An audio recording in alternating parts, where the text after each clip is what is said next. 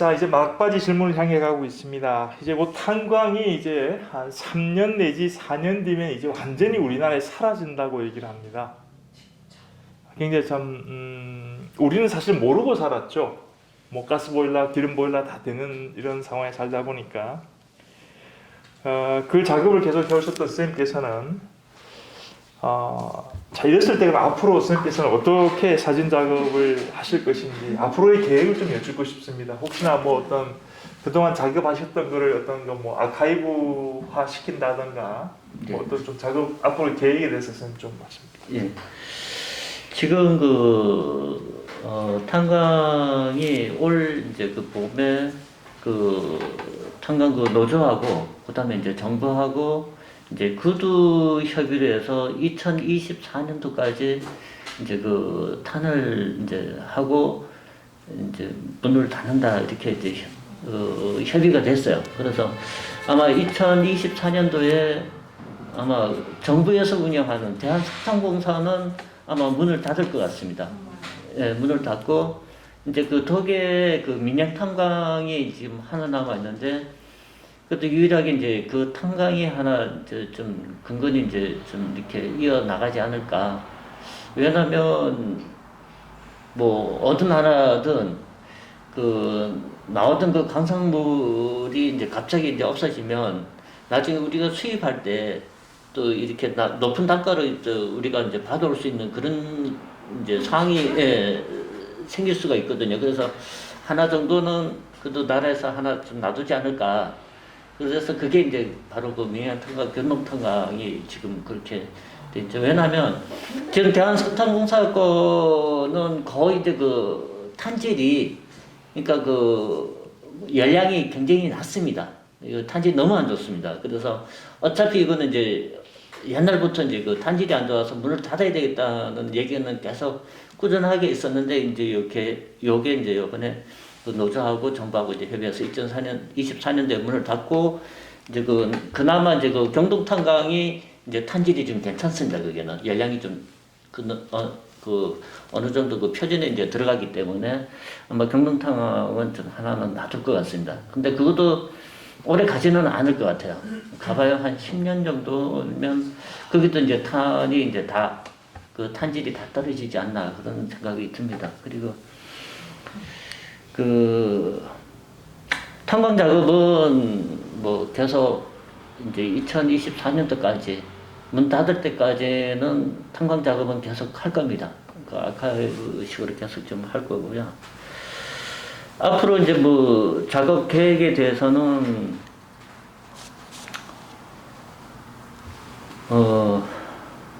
쭉 뭐 제가 탄광 작업을 쭉 하면서 뭐 물론 뭐 안에 강산 작업도 했었지만 그 주위에 이제 광부님들이 살고 계시는 탄광촌 마을 자체도 좀 계속 지금 촬영해 나갈 계획입니다. 그거는 뭐 수시로 언제든지 가서 촬영할 수 있는 부분이라서. 근데 그것도 이제 탄광 광부들이 살았던 삶에 대한 터전들이 전부 다 이제 많이 좀 변하다 보니까 이제는 큰 의미가 없어요. 기록해야 되겠다는 의미가 없어요. 워낙 이제 많이 바뀌다 보니까 지금도 촬영 상방동에 가면 옛날 모습이 많이 죽었어요. 제가 한 2, 3년 전에 찍었던 사진하고 지금 가서 찍은 거하고는 뭐 전지 굉장히 많이 변했어요. 그리고 없어진 집들이 너무 많고 그래서 이제는 이제 이 탄광 작업은 거의 이제 좀 몇을지지 않았나 그런 생각은 좀 하고 있습니다. 그래서 뭐 후작업은 뭐 또 나름대로 저희가 또 따로 이렇게 또 다큐멘터리 태백을 얘기할 수 있는 다큐가 나름대로 저도 계속 좀 다른 것도 좀 찍고 있는 중입니다. 그래서 탄광 작업 다 끝나면 아마 다른 작업을 이제 태백을 얘기할 수 있는 가 뭐냐면 지금 말씀드릴까요? 네. 뒤에도 있는데 네. 태백을 얘기할 수 있는 게 뭐냐면 첫째 이제 고온의 도시다 보니까 고온 배출, 고냉지 배출하고 있습니다. 네. 그 배출을 제가 한 7, 8년을 제가 또 작업을 했습니다. 그래서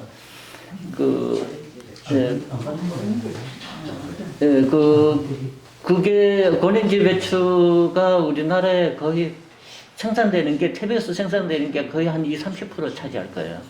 엄청나게 많아요. 그게 이제 그 고랭지 채소를 재배하는 단지가 기내미골이라고 있고요. 그다음에 그게 어디죠?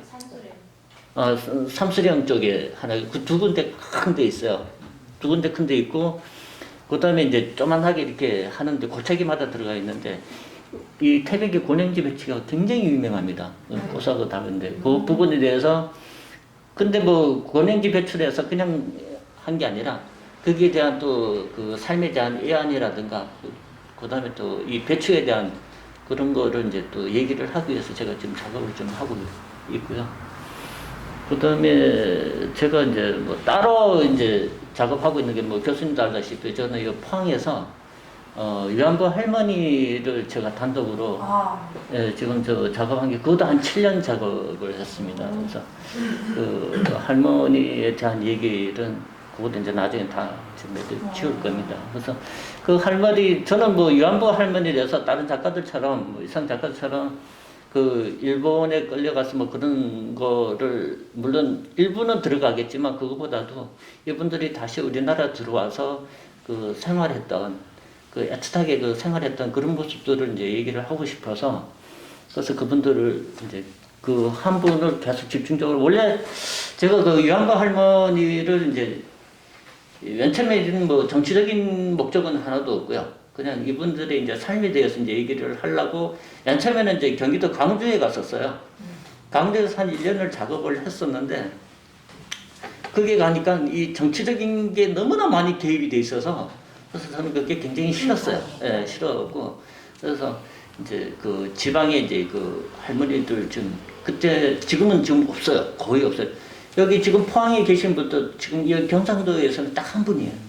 한 분만 남아있는데, 그분을 지금 찍고 있는데, 그 전에 이제 그 광주에서 찍다 보니까 너무나 정치적인 게 많이 개입이 돼 있고 뭐 기자라든가 뭐 이렇게 정치인들 와서 계속 그런 걸 이제 정치적으로 이렇게 놓으니까 저는 그게 너무 싫어서 그래서 이제 여기 이 지방에 있는 계신 분을 이제 섭외를 하다 보니까 우연찮게 제 집사람이 그 포항에 그 이제 위안부 할머니를 봉사를 마침 하고 있어서 네, 그래서 이제 집사람하고 이제 같이 가서 그렇게 이제 작업을 이제 하게 된 동기입니다.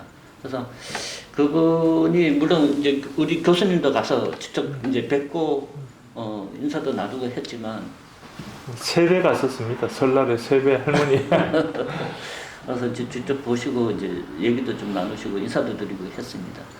그래서 이제 지금 제가 그 하고 있는 작업은 이제 굵직하게 이제 그렇게 예, 작업을 하고 있고요. 그 다음에 이제 그 전에 이제 조금씩 이제 작업했던 게 그 담배 작업이 있습니다.